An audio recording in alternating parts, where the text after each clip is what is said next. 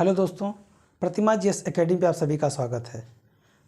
दोस्तों, आज हम करंट अफेयर्स में चर्चा करेंगे 2022 में नोबेल पुरस्कार प्राप्तकर्ता के बारे में। किस क्षेत्र में किसे प्राप्त हुआ है, वो किस देश से संबंधित हैं और क्यों प्राप्त हुआ है। आप लोग लाइक करें, शेयर करें। जिन दोस्तों ने अभी तक हमारे चैनल को सब्सक्राइब नहीं किया, सब्सक्राइब कर लें। शुरू करते हैं। नोबेल पुरस्कार 2022। एक स्वीडिश नागरिक अल्फ्रेड नोबेल, इन्होंने अपनी वसीयत में 1895 में ये बताया कि मेरे प्रॉपर्टी से जो लाभांश हो उसके माध्यम से विश्व में विज्ञान और शांति, साहित्य, इन सभी, यानी कि कह सकते हैं आप कि जागरूकता के रूप में कार्य करने वाले और शांति बनाए रखने वालों को उन्हें प्रतिवर्ष पुरस्कार दिया जाए, उन्हें सम्मानित किया जाए। और उन्होंने पूरी प्रॉपर्टी एक ट्रस्ट के भांति समर्पित कर दिया। उनका नाम है Alfred Nobel. Alfred Nobel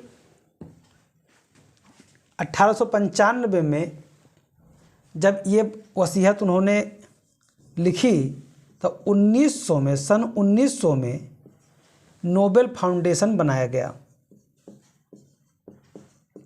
Nobel foundation बनाया गया और नोबेल फाउंडेशन के माध्यम से 5 क्षेत्र में नोबेल पुरस्कार दिए जाने की बात घोषित किया गया। और वो 5 क्षेत्र, जिसमें भौतिक, रसायन,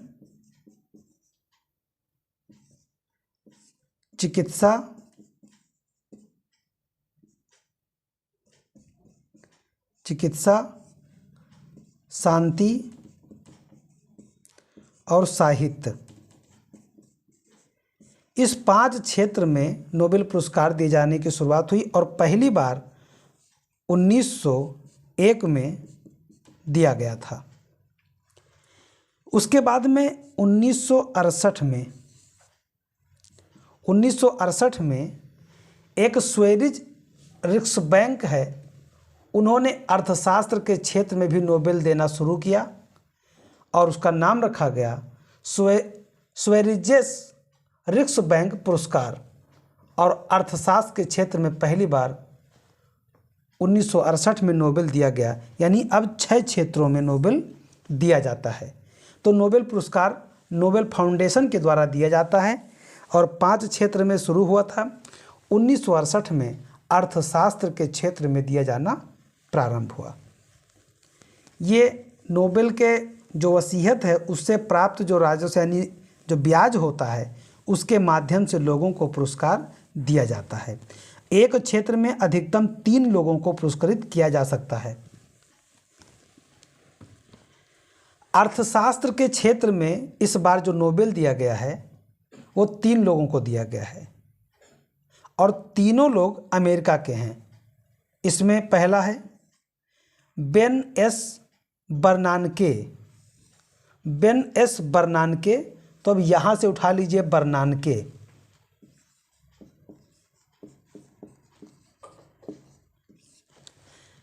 बेन एस बर्नानके ने 1930 के मंदी पे काफ़ी चर्चा किया था। 1930 के जो मंदी आया था, महामंदी, इसका इन्होंने बहुत अध्ययन किया और जब 2008 का मंदी आया तो अपने अध्ययन के माध्यम से इसे उबारने में काफ़ी योगदान दिया। बर्नानके महोदय ने बताया कि 1930 के महामंदी से उबरने में बैंकों ने, जो निष्क्रिय बैंक पड़े थे, बैंकों ने काफ़ी योगदान दिया और उसके माध्यम से हम महामंदी से निकल पाए थे। इन्होंने अपने रिसर्च में बताया था। तो इसलिए इनको दिया गया, बर्नानके को। और डगलस डब्ल्यू डायमंड, तो यहाँ से उठा लीजिए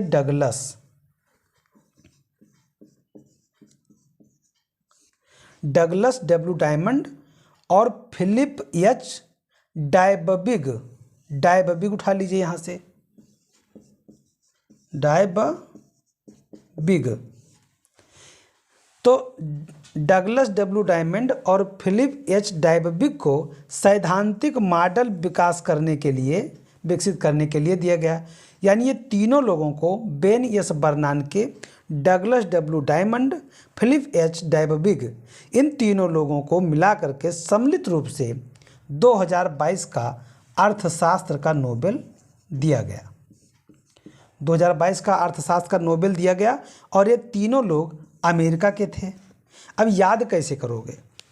ये तो याद है कि बर्नानके मंदी और डगलस डायबबिग सैद्धांतिक, लेकिन ये पूछेगा तो एक अलग लेवल हो गया, ज़्यादा देश पूछेगा और कौन पाए ये पूछेगा। तो आपको याद करना है बर्नानके डगलस डायबबिग, बर्नानके डगलस डायबबिग।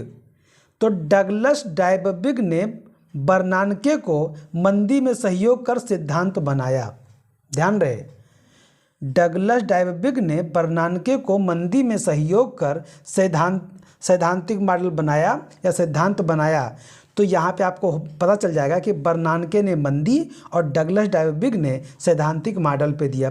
तो बर्नानके डगलस डायबबिग, या आप जो भी याद कर लीजिए बेन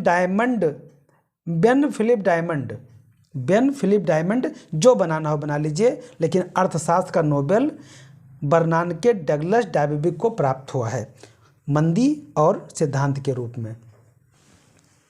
और तीनों अमेरिका के हैं, यूनाइटेड स्टेट ऑफ अमेरिका। उसके बाद में चिकित्सा के क्षेत्र में स्वते पाबो, ये स्वीडन के रहने वाले हैं, स्वीडिश नागरिक हैं, और इन्होंने आज के 30-40 हजार साल पहले के जो मानव थे उनका डीएनए के माध्यम से जांच करके, यानी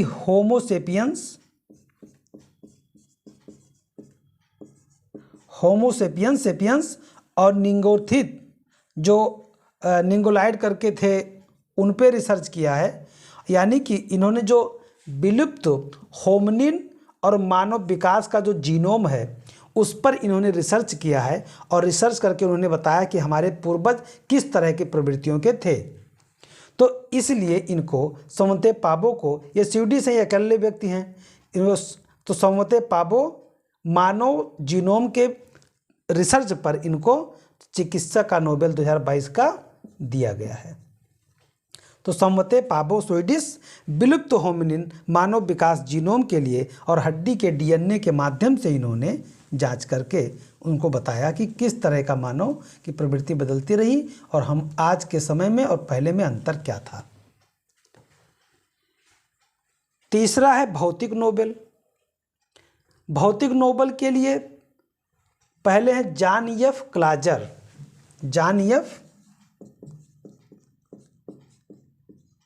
क्लाजर, और फिर दूसरे हैं एलन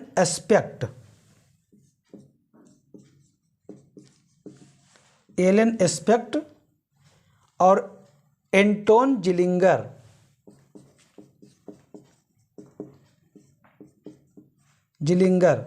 अब देखिए, जो क्लाजर हैं ये हैं यूएसए के, एस्पेक्ट हैं फ्रांस के, और जिलिंगर हैं ऑस्ट्रिया के। ऑस्ट्रिया और फ्रांस ये दोनों यूरोप में हैं, अमेरिका उत्तरी अमेरिका महाद्वीप में है। तो इन तीनों को क्वांटम यांत्रिकी के रिसर्च के योगदान के लिए 2022 का नोबेल दिया गया है। तो Clauser, Aspect, Zeilinger Clauser USA, Aspect France, Zeilinger Austria यानी ऑस्ट्रिया के वियना शहर में। और ये तीनों प्रोफेसर हैं, अपने अपने देश में रिसर्चर हैं और प्रोफेसर हैं। तो क्लाइजर एस्पेक्ट जिलिंगर क्वांटम यांत्रिकी के रूप में भौतिकी का नोबेल प्राप्त करने वाले व्यक्ति हैं। क्लाइजर एस्पेक्ट जिलिंगर, यहाँ आप ऐसा भी याद कर सकते हैं, जॉन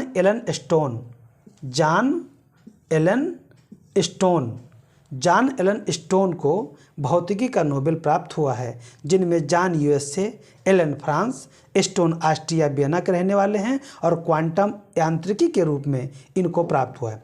तो आपका अर्थशास्त्र हो गया, बर्नानके डगलस डायबिग और स्वंते पाबो चिकित्सा, जॉन एलन स्टोन भौतिकी के रूप में नोबेल पुरस्कार प्राप्त करने वाले हैं।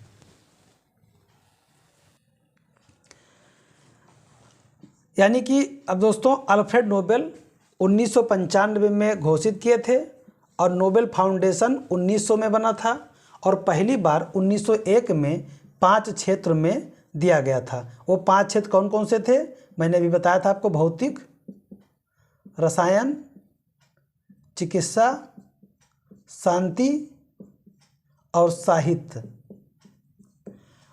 इसके पहली बार दिया गया था और बाद में 1968 में स्वेरिजोस रिक्सबैंक, इन्होंने 1968 में पहली बार अर्थशास्त्र के रूप में दिया और अब ये 6 क्षेत्रों में पाया जाता है और 3 क्षेत्रों में मैंने आज बता दिया है। ये लोग, इन लोगों को सबको मिल चुका है नोबेल पुरस्कार 2022 का और 3 क्षेत्र बच रहे हैं, जिनमें से शांति, साहित्य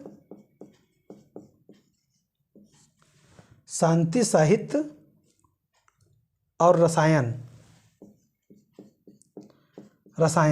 तो इन तीनों पे हम अगली क्लास में चर्चा करेंगे। अपनी क्लास को बंद करते हैं। धन्यवाद। जय हिंद, जय भारत।